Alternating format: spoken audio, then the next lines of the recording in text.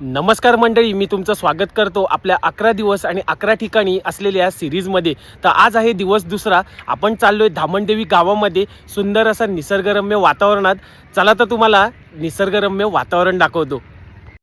बाजारपूल ओलांडाच आपण थेट पोचलो फरशी नाक्यावर। फरशी नाक्यातनं आपण येतो पहिलं सर्वप्रथम पेढे गावामध्ये।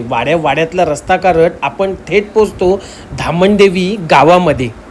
शहराच्या गोंगाटापासून दूर निसर्गाच्या कुशीत वसलेलं एक शांत सुंदर ठिकाण म्हणजे आपलं धामणदेवी गाव।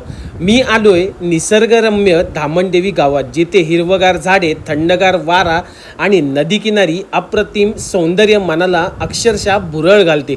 या शांत नदीकिनारी बसलं की वेळ कसा जातो हे कळतच नाही। पक्ष्यांचा आवाज, वाहणारं पाणी आणि पसरलेला शांतता सगळा ताणतणाव एका क्षणात दूर करून नेते। धामणदेवी म्हणजे फक्त एक गाव नाही, तर निसर्गप्रेमींसाठी एक सुंदर अनुभव आहे। तुम्हालाही आवडेल का अशा शांत ठिकाणी निसर्गरम्य वातावरणात जायला? तर नक्की कमेंट बॉक्समध्ये चला मित्रांनो।